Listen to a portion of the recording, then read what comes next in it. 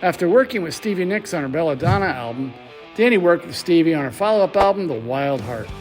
He then continued on with establishing Belinda Carlisle's solo career after she had left the Go-Go's.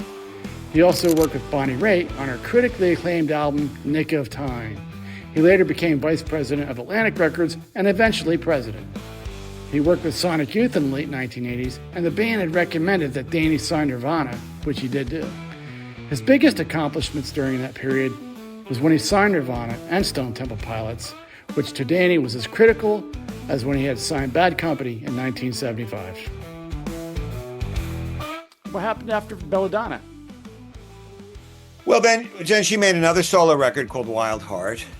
And then after Wild Heart, I sold my half of Modern Records. I felt I'd kind of accomplished what I could do there. She had a new manager, Irving Azoff. She had established her solo career, and I felt still welcome to hang around her and everything, but I had less of a role to play, and I wanted to figure out other things to do with my life, and I'm particularly interested in management myself. So I started a company called Gold Mountain.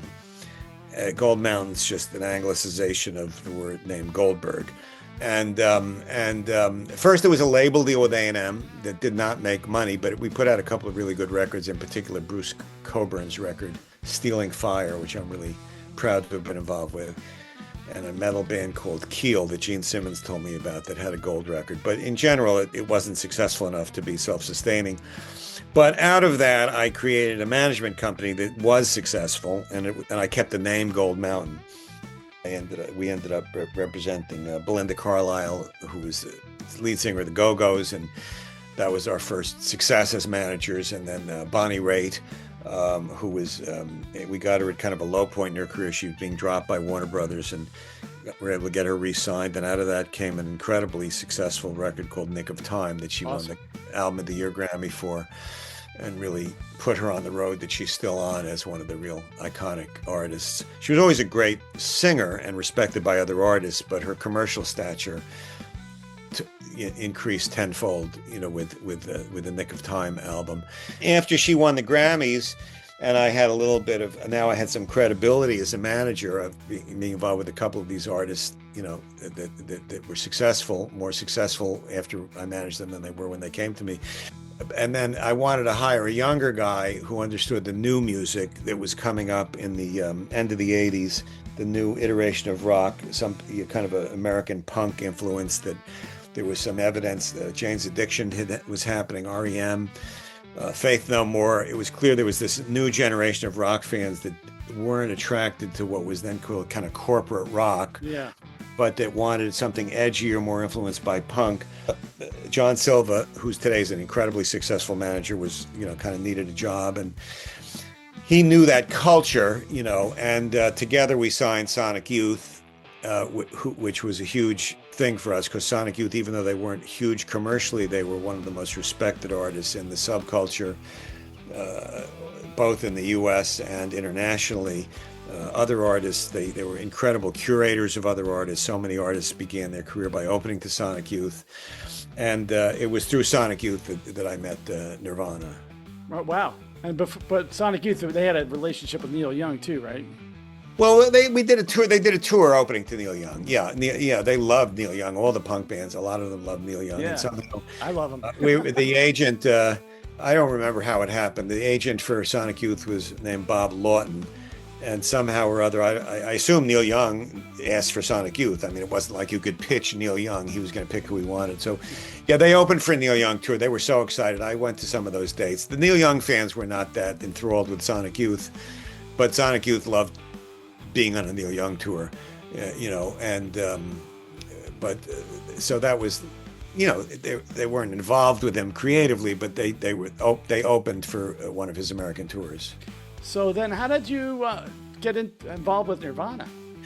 Well, it was really through Sonic Youth. They were so, Kim Gordon and Thurston Moore, who were two of the members of Sonic Youth, were just incredibly sophisticated about this sort of punk. Some people would call it punk or alternative rock or postmodern. this indie rock culture that was kind of then that next generation of rock fans was embracing to differentiate themselves from the older, rock fans. And they had Nirvana open to them.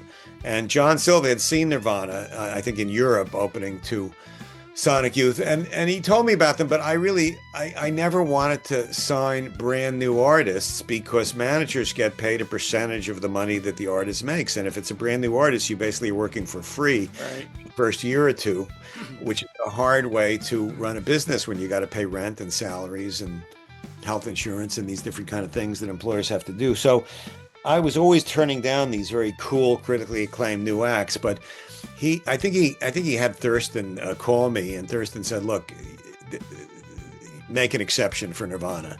And I in essence, and I totally respected Thurston. I just really looked up to him and Kim as arbiters of taste. So I said, okay, if you say so. And so we met with them, and they felt the same way. If Sonic Youth said we were okay, they wanted us. So we had one meeting, and then the next day we were their manager. That's awesome. And you also wrote a book about Kurt Cobain, right? I did. I wrote a book called Serving the Servant, Remembering Kurt Cobain. Yeah, he was, I've worked with a lot of very talented people, but he was one of a kind in terms of his brilliance. And it was really such a privilege that I got to work with him. In 1990, just before Nevermind came out, my first daughter was born. She's now 35. Her name is Kay. And because of Nirvana's success, my reputation in the music business was at a peak. And so I was able to get a job. I was offered a job, which I accepted, at Atlantic Records as a senior vice president, which was basically, my role was to be the head of A&R for the West Coast. And I had a feeling I would be made president if I did a good job, because I knew my boss wanted to move up in the corporate hierarchy. And that's exactly what happened. But during my first year, when I was the senior VP of Atlantic, almost the first week I started, Jason Flom, who was the head of A&R in New York, called and asked if I would meet with this band called Mighty Joe Young, because another label was trying to sign them, and he thought they were very impressed with my Nirvana credentials, and that me meeting with them could swing them to sign with Atlantic. And we did sign Mighty Joe Young, and then they found out that there were trademark issues with the name Mighty Joe Young, and so they changed their name to Stone Temple Pilots. Right. And that was incredible how successful they were. It was like my experience with Bad Company in the 70s was my experience with Stone Temple Pilots in the 90s. Was just, that record just came out and just immediately connected with the zeitgeist of what was happening with rock radio and with rock fans. And right, I mean, I think the first album and the second album each sold more than 4 million each. So that was really extremely helpful for my reputation within the Atlantic Records. That launched my record company executive career with the bang. Like a lot of the successful things I've been involved with, it was at least 50% luck. But I'll take luck, anytime I can get it. But it turned out Scott Weiland really had his own very distinctive style as an incredibly powerful performer and frontman, that great voice. And I never thought of Stone Temple as a guitar band, so to speak. I thought it was more driven by the lead singer. But Dean DeLeo was the lead guitar player of the band, so you can't take that away from him. They weren't a jam band. Yeah, no way. No Stone Temple Pilot jams. But this guy on stage could really play to a stadium. Yeah.